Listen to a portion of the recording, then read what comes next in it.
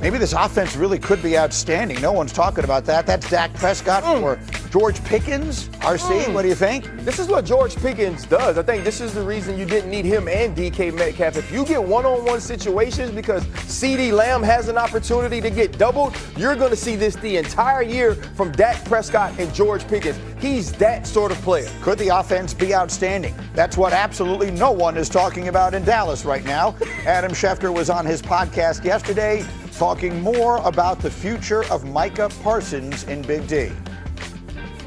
And right now, both sides seem to be angry. Now, have other people put those feelings aside in the past and figured out a way to work out a deal? Yeah. I don't see that happening here. I see these two sides headed towards a divorce in time. The only question is, when is that divorce going to happen and how is it going to happen? Are they going to trade him now? Are they going to trade him after this year? It certainly doesn't feel like these two sides want to enter a long-term relationship together. So it's gotten to that. And again, the Cowboys season kicks off 2 weeks from tomorrow. That standalone opening Thursday night game at the Super Bowl champion Philadelphia Eagles. And you were making a really good point, Lewis, in our meeting this morning. I mean, so much has been said about this situation, but I thought you really framed it well about what you, as one who worked in, front offices and scouting before, why this galls you so much. You work 365 days a year trying to find guys through the draft, young up-and-coming players that can become decades-long players, especially at impact positions. Micah has checked every box in that way, every single box. Impact player, impact position, impact statistics, timeliness. He's done everything exactly the way you want. These are the kind of negotiations that when they come up, when the guy is entering into his fifth year, you're just like, okay, what's it going to cost? Let's just get this done. Maybe we should get it done earlier to save us a few dollars because we know that we're operating with a salary cap. But in no way, shape, or form should this be a situation where now you're ticked off over what? This is being hung up over what? Because you had an off-the-record conversation with a player by himself and thought you had a deal, and now you won't talk to his agent. Now it wasn't because the guy got arrested, he failed a drug test, he's a locker room cancer, he's been injured, he's a guy who hasn't produced, he's producing at a Hall of Fame rate. A young player that you drafted. These are the easiest contracts in the world. Everything that's happening with Dallas right now is self-inflicted. It's self-caused. And that to me tells me this, look, you know what you're doing. You know how you're treating this kid. You know, and you know what? You're fine with it. Because what did you say publicly just recently? Hey, man, when things are kind of like going a little bit too smooth, I'm paraphrasing, I like to stir it up a little bit. Yeah. Well, you're stirring it up, all right. An impact player in his prime. Now Adam Schefter is talking about it's not a matter of if, but it's a matter of when. That goes against everything that scouting departments try to do, the team builders try to do. And that, to me, that's just flat out embarrassing. It should be the ultimate win. They traded back in the draft. They moved back in the draft to draft this player. It has been the ultimate success story, and instead because everything is turned personal. Yes. Right. This is supposed to be about business, and in business, it's done a certain way. Lewis knows this. Dan knows this. Greeny, you know this. Like, you have representation because that's who negotiates the finer points of the deal. So when you have Micah Parsons in the room, he's telling you, I want to be a part of this organization. I agree to this what you want. I agree to this what you want. Now work out those finer details, the small print, so we can get this going forward. And because you don't go forward, or because he doesn't walk out of the room and sign it, or because he says talk to David Mulugeta, you now have to make an example out of him. This isn't one of those situations where everything is being kept quiet. Right? The fact that we know they haven't spoken, the fact that you're making jokes about it, you're laughing about it. The difference between Micah Parsons and Jerry Jones is this. Jerry Jones has had 30 years of ineptitude at his job. Right? That's the reason they haven't been to an NFC championship. That's the reason they haven't been to a Super Bowl. Micah Parsons doesn't have that time. Micah Parsons doesn't own the team. Micah Parsons is his own brand, his own individual, an individual contractor that has plied his trade the way he's supposed to, that says he's supposed to be rewarded in a certain way. And because you don't have control over the decisions he makes, you're now going to hold his contract and his job in purgatory.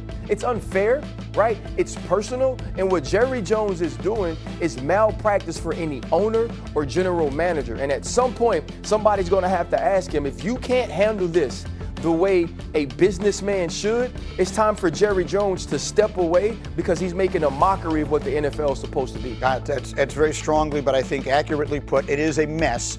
Shefty is using the word divorce. You've used similar phraseology on this. What does that look like? I mean, we are 2 weeks before the start of the season. So what are the realistic options of where this goes from here in the short term? 2 weeks from tomorrow is an inflection point because they play a game. If he does not show up and play in that game, that's a turn in the story, right? That's the Cowboys. You can sit here in the summer and say, I won't play on my current contract.